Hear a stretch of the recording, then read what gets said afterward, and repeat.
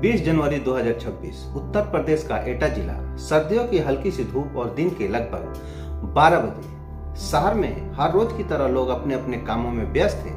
किसी को अंदाजा भी नहीं था कि एटा के कोतवाली नगर क्षेत्र के नगला प्रेमी मोहल्ले में एक ऐसी रहस्यमय घटना जन्म ले रही है जो न सिर्फ सुनने वालों को हैरान कर देगी बल्कि पूरे प्रदेश में चर्चा का विषय बन जाएगी। दोस्तों, समाज में कई बार ऐसी घटनाएं सामने आती है जो हमें सोचने पर मजबूर कर देती है, लेकिन आज जिस अपराध का जिक्र मैं आपसे करने जा रहा हूँ वो सिर्फ एक अपराध की दास्तां नहीं बल्कि वह एक ऐसा गहरा राज है जिसने पूरे परिवार की जिंदगी को ही सवालों के घेरे में लाकर खड़ा कर दिया। एक हंसता खेलता परिवार, एक घर जहां कुछ ही दिनों बाद शहनाइयां बजने वाली थी, जहां खुशियों के गीत गाए जाने वाले थे, वहां अचानक एक ऐसी खामोशी छा गई जिसने सबको निशब्द कर दिया। दिन दहाड़े शहर के बीचों बीच एक ही परिवार के 4 लोगों की जिंदगी का सफर अचानक थम गया और सबसे हैरान कर देने वाली बात यह थी कि इसके पीछे की राज। खैर, यह राज जब खुलेगा तो आप सभी सोचने पर मजबूर हो जाएंगे। दोस्तों, मैं मोहम्मद तबरेज अंसारी। कहानी की शुरुआत होती है एटा शहर के नगला प्रेमी मोहल्ले से। यह एक बेहद शांत और रिहायशी इलाका है जहाँ के लोग एक दूसरे को अच्छे से जानते हैं, मिलजुल कर रहते हैं। लेकिन इसी मोहल्ले में एक 2 मंजिला मकान था जो डॉक्टर गंगा सिंह जी का था।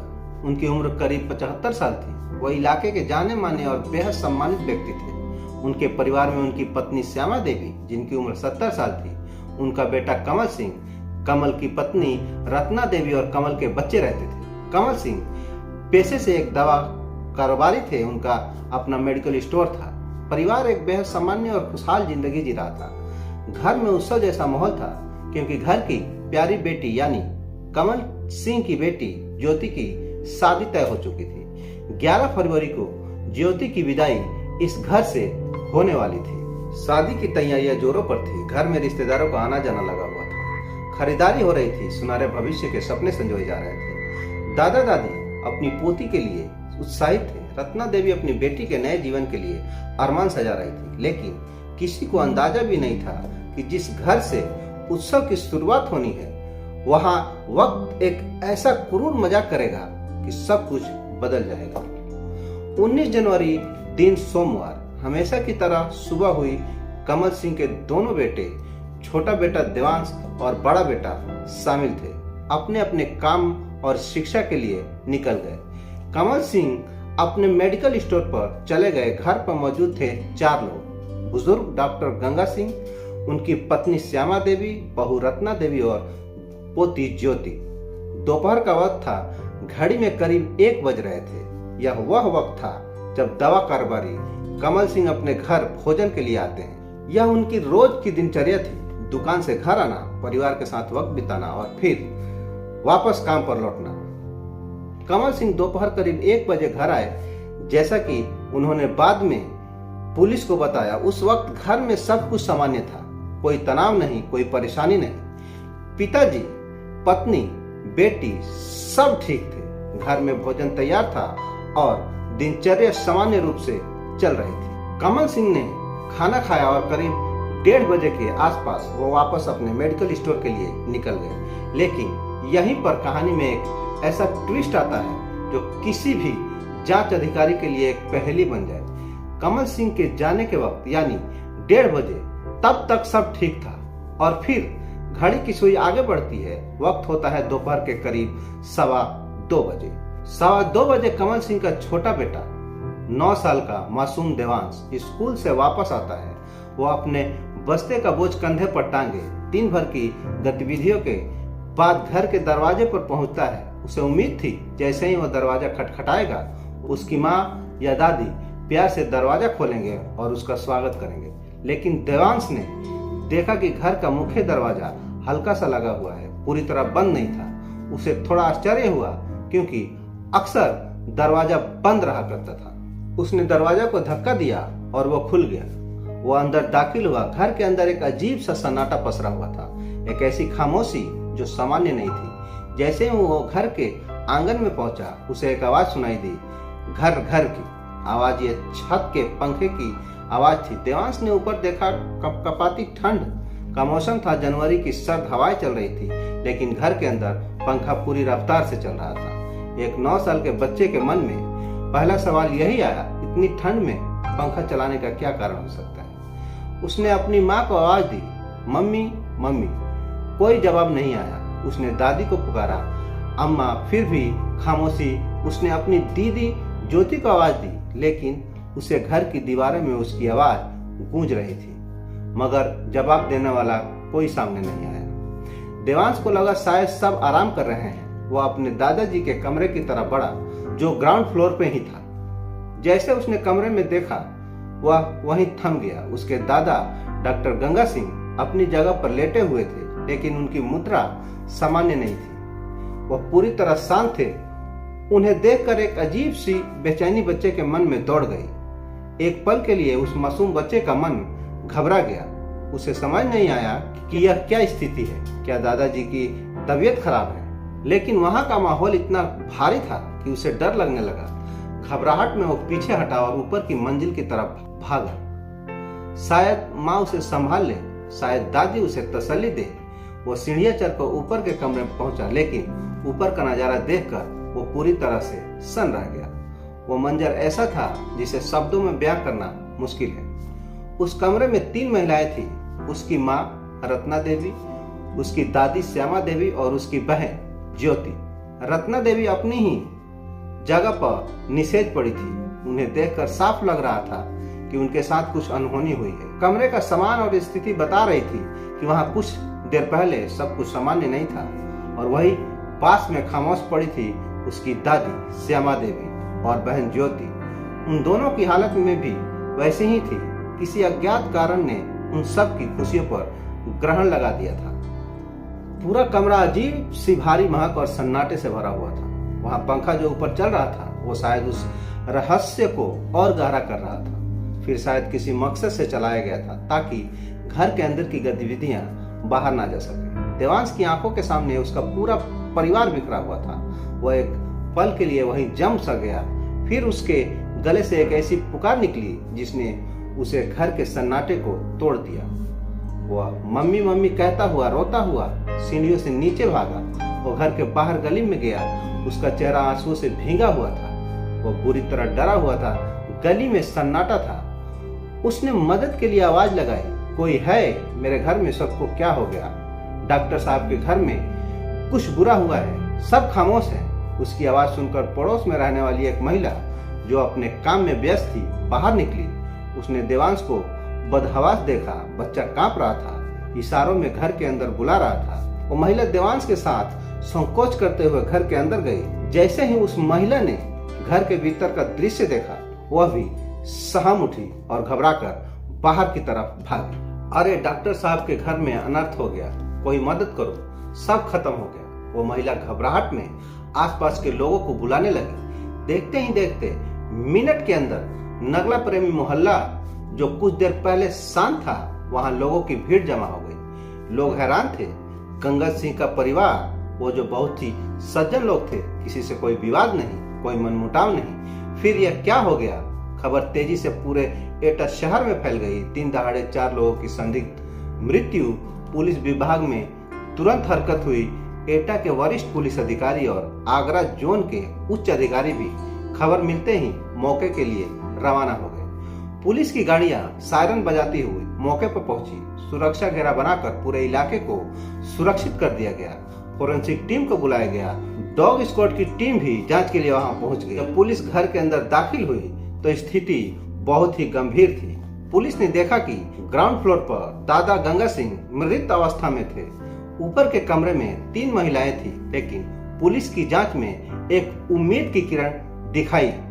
दादी श्यामा देवी की सांस अभी हल्की चल रही थी। उनका शरीर स्थिर था, लेकिन जीवन के संकेत बाकी थे। पुलिस ने बिना एक पल गंवाए एम्बुलेंस की व्यवस्था की और श्यामा देवी को तुरंत चिकित्सा के लिए भेजा गया। डॉक्टर ने बचाने का हर संभव प्रयास किया, लेकिन स्थिति इतनी नाजुक थी कि अस्पताल पहुंचने के कुछ ही देर बाद उन्होंने भी दम तोड़ दिया। अब यह 4 लोगों का एक बड़ा मामला बन चुका था। अब पुलिस के सामने सबसे बड़ा सवाल था, आखिर यह किया किसने और इसका उद्देश्य क्या था? पुलिस ने पूछताछ शुरू की। सबसे पहले घटनास्थल का बारीकी से जायजा लिया गया। घर के अंदर आने जाने के रास्ते को देखा गया। जो मुख्य दरवाजा था उसे तोड़ा नहीं गया था, खिड़कियां सलामत थी। घर के अंदर रखा सामान अस्त व्यस्त तो था, लेकिन ऐसा नहीं लग रहा था कि कोई चोरी के इरादे से आया था। कीमती सामान, आभूषण, सब कुछ वही मौजूद थे। यह बात पुलिस को खटक गई। अगर कोई बाहरी व्यक्ति आता तो वो सबसे पहले कीमती चीजों को निशाना बनाता, और अगर मकसद चोरी का होता तो 4 लोगों को नुकसान क्यों पहुंचाया गया। घटना का तरीका भी बेहद गंभीर था। ऐसा लग रहा था कि हमलावर के मन में गहरा राज था। पुलिस ने घर के पास से एक भारी वस्तु बरामद की, जिस पर इस घटना से जुड़े होने के संकेत थे, जिससे साफ था कि उसी का इस्तेमाल किया गया था। जांच आगे बढ़ी। पुलिस ने आसपास के लोगों से पूछताछ की।